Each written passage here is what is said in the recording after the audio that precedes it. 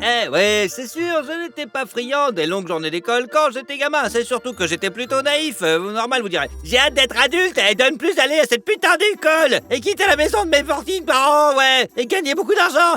Et ne pas changer de culotte pendant des semaines. Une attaque brutale sur un sanglier. Un gang de mangoustes est soupçonné. Plus de détails ce soir. Fiston, il est peut-être temps que tu déménages, non? Je sais pas. Tu dois comprendre que si je reste chez vous, c'est pas une bonne raison. Vous vieillissez, tout simplement. Et je vous aide à ne pas vous sentir seul. Et qu'en est-il de tes rêves d'enfant, alors? Mais c'est pas grave, on est plutôt pas si mal chez vous, en fait. En tout cas, maintenant, je regarde des années d'école d'un autre point de vue. Et bon sang, c'était bien. J'ai toujours essayé d'esquiver les devoirs scolaires d'une manière ou d'une autre, mais je dois travailler, parce que c'est très important, et que ça me servira dans la vie, quoi. Et moi, je réponds... Comme d'habitude, c'était le matin, l'heure d'aller à l'école, et il y a un nouveau jeu qui attend à la maison, et auquel j'avais vraiment envie de jouer dès le matin. Je ne sais pas pourquoi, c'est le matin que j'aime le plus jouer, quoi. Ainsi, mon envie de jouer aux jeux vidéo était si forte que je mettais mes talents d'acteur, et oui, à l'épreuve. Et oui, complètement. C'est-à-dire que j'appelais ma mère à la récréation, après le premier cours, et lui demandais de venir me chercher tout simplement. Mais pas comme ça, mais en disant « Maman,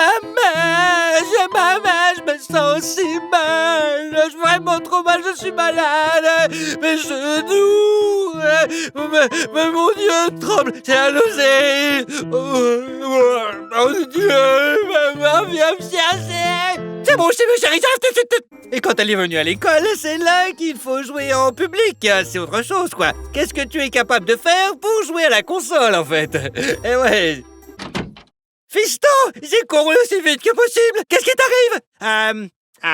J'ai mal au ventre. J'ai mal. C'est bon, j'ai compris. Je te remets dans la maison.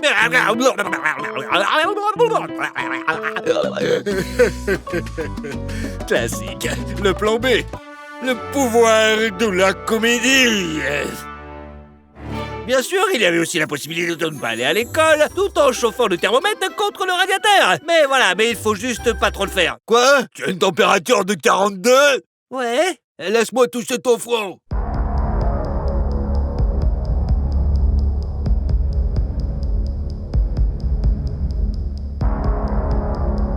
Va à l'école, mon petit bonhomme. Classique. Le plan B, mon petit gars. La puissance d'un adulte.